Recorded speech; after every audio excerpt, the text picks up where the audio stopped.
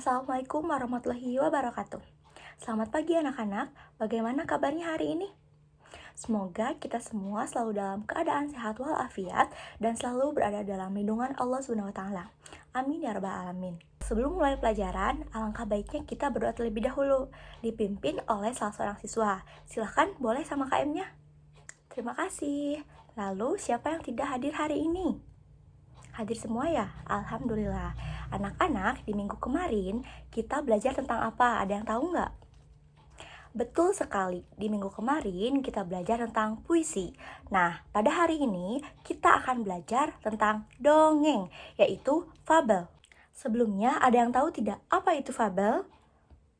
Betul sekali, fabel merupakan cerita dongeng hewan yang menggambarkan watak dan jiwa manusia. Baik, di sini Ibu akan memaparkan terlebih dahulu tentang pengertian, struktur, ciri-ciri, jenis, dan unsur intrinsik dari cerita dongeng. Yang pertama yaitu pengertian dongeng. Berdasarkan Kamus Besar Bahasa Indonesia, dongeng merupakan sebuah cerita yang tidak benar-benar terjadi, terutama kejadian di zaman dahulu yang aneh-aneh.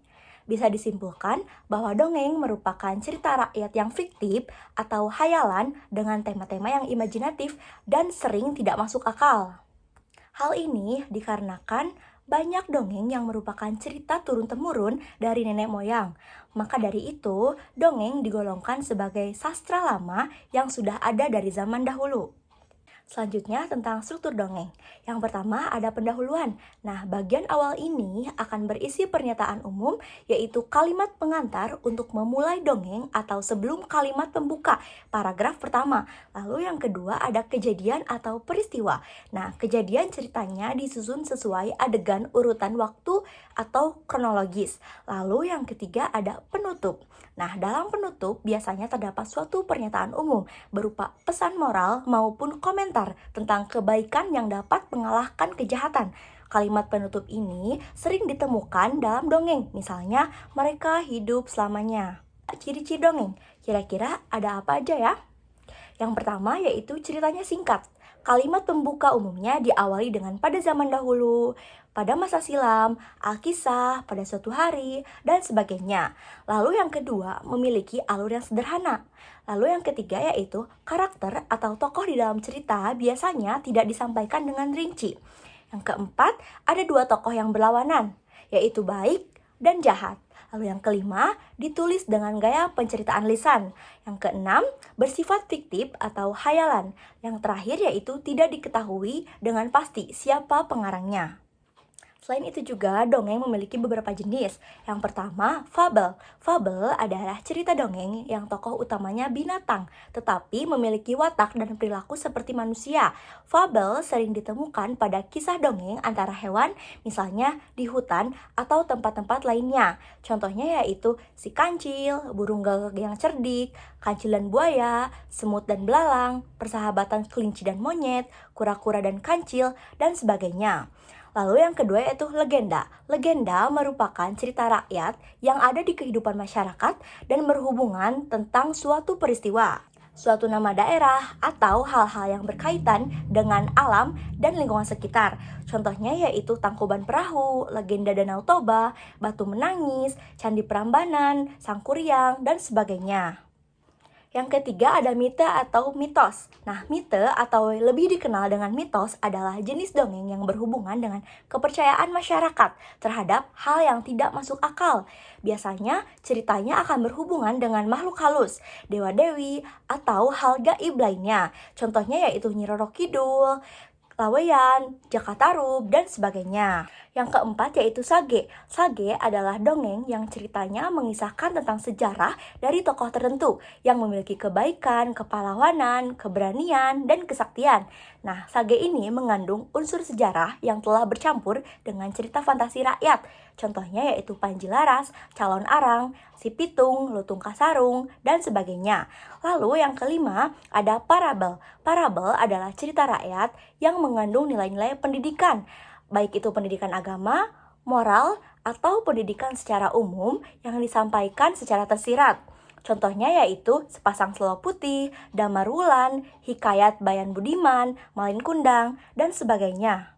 Selanjutnya ada jenaka. Dongeng jenaka atau lelucon ini merupakan cerita lucu yang diperankan oleh tokoh-tokohnya. Contohnya yaitu ada Si Kabayan, Pan Balang Tamak, Singarewa, dan lain-lain. Lalu yang terakhir ada dongeng biasa.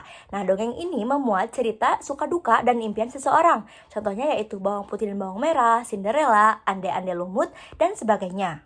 Setelah kita memahami tentang pengertian, ciri-ciri, struktur, dan jenis dari dongeng, kita akan belajar tentang unsur intrinsik cerita. Yang pertama ada tema. Tema merupakan ide cerita, sebuah gagasan mengapa penulis menuliskan cerita. Contohnya yaitu keluarga, persahabatan, perjuangan, dan lain-lain. Lalu yang kedua ada amanat. Nah, amanat merupakan pesan dari cerita. Contohnya yaitu agar seseorang selalu hidup jujur atau sederhana. Nah, yang ketiga yaitu tokoh atau penokohan. Tokoh adalah individu yang dibicarakan dalam cerita. Tokoh bisa berupa binatang, orang, atau benda. Penulis cerita memberikan informasi tentang tokoh dalam bentuk penggambaran karakter, penyebutan ciri-ciri fisik atau sifat sehingga pembaca dapat membayangkan tokoh cerita pada imajinasinya. Penokohan adalah menggambarkan sifat atau karakter dari tokoh. Contohnya tokoh petani yang bersifat berani dan jujur. Lalu yang keempat ada latar. Latar merupakan keterangan tentang lokasi dan waktu cerita. Penulis mendeskripsikan latar dengan sangat detail sehingga pembaca dapat membayangkan tempat, situasi, dan suasana cerita. Contohnya yaitu latar tempat cerita adalah kota besar dan di masa sekarang. Lalu yang kelima yaitu alur. Alur merupakan rangkaian peristiwa dalam cerita dari awal hingga akhir. Penulis cerita menuliskan alur dengan jelas beserta konflik serta keseruan adegan pada cerita sehingga pembaca setia mengikuti alur dari cerita. Sekarang, Ibu akan membagi kalian menjadi 4 kelompok. Lalu, Ibu juga akan menayangkan video terkait unsur intrinsik cerita. Pada video kali ini, kita akan mempelajari tentang unsur intrinsik cerita. Dalam cerita, terkandung unsur intrinsik atau unsur pembangun cerita. Unsur intrinsik cerita merupakan unsur pembangun cerita itu sendiri. Unsur intrinsik cerita meliputi tema, tokoh, dan penokohan, latar, alur, amanat cerita, sudut pandang, dan sebagainya. 1. Tema. Tema adalah gagasan yang menjadi latar belakang cerita. Tema bersifat umum seperti permasalahan di lingkungan, pengalaman pribadi penulis, peristiwa sejarah, dan pendidikan. 2. Tokoh dan penokohan. Tokoh adalah pelaku dalam cerita. Berdasarkan perannya, tokoh dibagi menjadi tokoh utama, tokoh tambahan.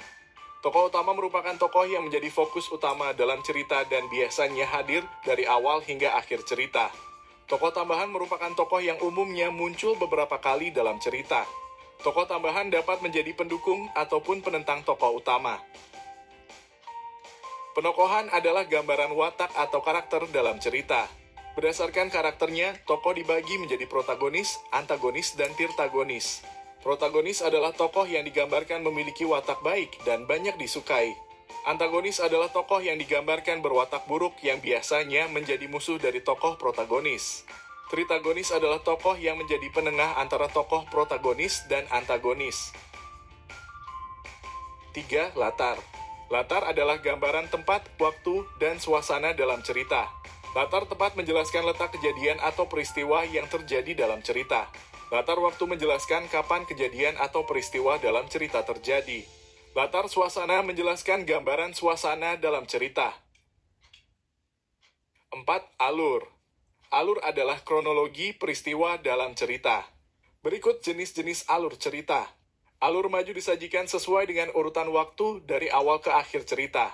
Alur mundur dimulai dari akhir cerita ke awal cerita. Alur mundur disebut juga kilas balik. Alur campuran merupakan gabungan antara alur maju dan alur mundur. Rangkaian peristiwa melompat-lompat antara peristiwa masa lampau dan masa sekarang. 5. Amanat. Amanat adalah pesan moral yang ingin disampaikan oleh penulis kepada pembaca melalui cerita. 6. Sudut pandang. Sudut pandang adalah cara penulis memposisikan dirinya dalam sebuah cerita yang dibuatnya. Sudut pandang bisa berupa orang pertama, kedua, atau ketiga. Berdasarkan video yang telah Ibu tampilkan, ada berapa ya unsur intrinsik dalam sebuah cerita? Betul sekali, ada 5. Yang pertama yaitu tema, tokoh, latar, alur, dan pesan moral. Nah, sekarang Ibu akan menayangkan video kedua, yaitu tentang contoh dongeng. Mohon disimak dengan baik ya anak-anak. Kelinci dan kura-kura. Di sebuah hutan, semua hewan bersahabat dengan baik, sehingga suasana hutan pun sangat tenang. Hingga suatu ketika, ada seekor hewan yang selalu heboh dan berisik. Ternyata suara berisik itu berasal dari derap langkah si kelinci. Si kelinci selalu berlari mengelilingi hutan, dan hal itu dilakukannya hampir setiap hari. Semua hewan di hutan telah ditantangnya. Namun, tidak ada satupun yang dapat mengalahkan kecepatannya dalam berlari. Lama sekali kau rubah. Aku sampai mengantuk menunggumu dari tadi. Karena selalu menang, si kelinci pun berubah menjadi sombong. Ia merasa yang paling cepat dan pintar di hutan itu. Pada suatu pagi, kelinci mengumpulkan semua hewan dan membuat pengumuman. Aku akan memberikan sebuah kancing emas bagi siapapun yang mampu mengalahkanku berlari hingga ke ujung telaga. Jawaban dari semua hewan sudah bisa ditebak. Kamu berani? Tidak. Monyet, kau mau menerima tantanganku? Tidak, terima kasih. Atau kau semut, kau mau menerima tantanganku? Tidak, yang lain saja. Ternyata penakut semua. Aku memang yang terhebat di hutan ini. Tiba-tiba, Aku akan menerima tantanganmu, kelinci. Tak kusangka, si kura-kura yang lambat berani melawan raja lari ini. Baiklah, persiapkan kekalahanmu besok pagi, kura-kura. hari perlombaan yang telah ditentukan pun akhirnya tiba. Semua hewan telah berkumpul untuk menonton pertandingan antara si kelinci dan si kura-kura. Bendera tanda dimulainya pertandingan telah diangkat oleh monyet. Bersedia? Siap? 3, 2, 1, mulai! Kelinci langsung melesat begitu bendera diturunkan, meninggalkan kura-kura yang berlari dengan pelan.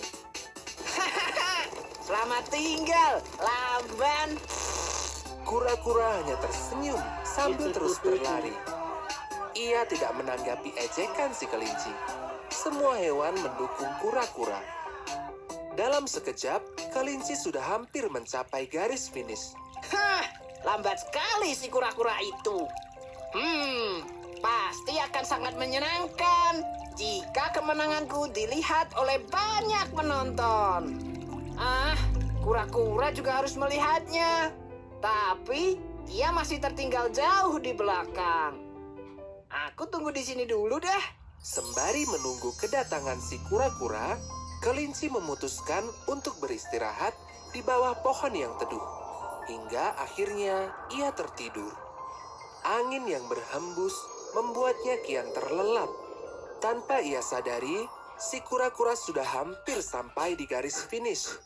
Kura-kura terlihat kelelahan. Namun, ia tetap semangat untuk menyelesaikan perlombaan ini. Semua hewan berteriak memberikan semangat kepadanya. Sorak-sorai para pendukung kura-kura membuat kelinci terbangun. Kura-kura? Kapan dia melewatiku? Kelinci langsung berlari mengejar, namun ia terlambat. Karena saat itu kura-kura telah sampai di garis finish. Kura-kura dan semua yang mendukungnya bersorak kegirangan. Apa? Aku kalah oleh kura-kura yang lambat. Ini tidak mungkin. Kelinci ragu-ragu saat mendekati kura-kura. Ia merasa malu dan masih tidak percaya karena kalah oleh kura-kura. Aku akui, aku kalah darimu, kura. Aku terlalu meremehkanmu. Ini kancing emas yang kujanjikan. Tidak usah, kelinci. Simpan saja kancing emasmu itu. Aku hanya minta satu hal saja, yaitu Berhentilah mengejek hewan lain. Iya, maafkan aku. Pertandingan ini telah menyadarkanku. Aku tidak akan sombong lagi. Semua hewan menyambut kelinci dengan hangat. Mereka pun bergembira bersama-sama.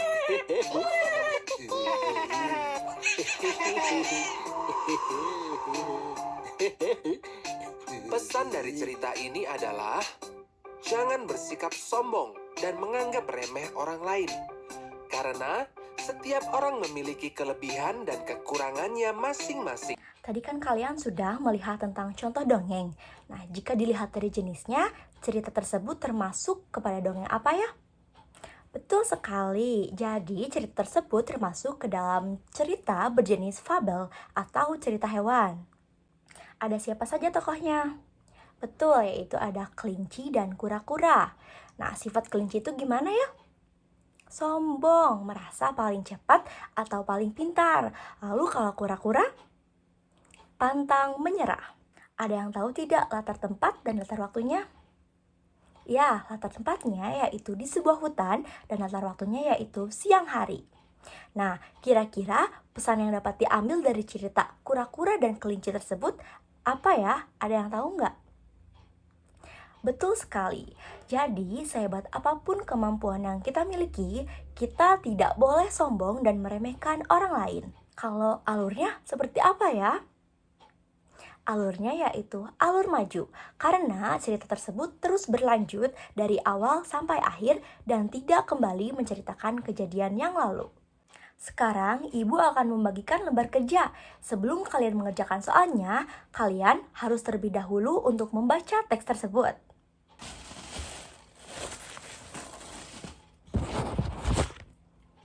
Selamat mengerjakan anak-anak. Sudah selesai mengerjakannya? Baik, siapa di sini yang mau membacakan hasil kerja kelompoknya? Ayo, sini maju ke depan. Wah, keren sekali. Ayo, siapa yang mau ke depan lagi? Good job anak-anak ibu. Kalian hebat-hebat sekali semuanya. Sekarang, ayo kembalikan lagi LKPD-nya kepada ibu. Baik, terima kasih anak-anak hebat. Nah, siapa yang tahu hari ini kita belajar tentang apa aja? Betul, kita belajar tentang pengertian, struktur, ciri-ciri, jenis, dan unsur intrinsik dari sebuah dongeng. Anak-anak, ibu minta kepada kalian semua untuk selalu belajar dengan giat dan penuh semangat, serta tidak lupa untuk menjaga kesehatan. Nah, sebelum menutup pelajaran, alangkah baiknya kita semua berdoa terlebih dahulu. Ayo boleh dipimpin sama KM-nya. Terima kasih anak-anak soleh. Pembelajaran hari ini telah selesai. Kita tutup dengan bacaan hamdalah bersama-sama. Alhamdulillahirrabbilalamin. Sekian dari Ibu. Wassalamualaikum warahmatullahi wabarakatuh. Sampai ketemu besok.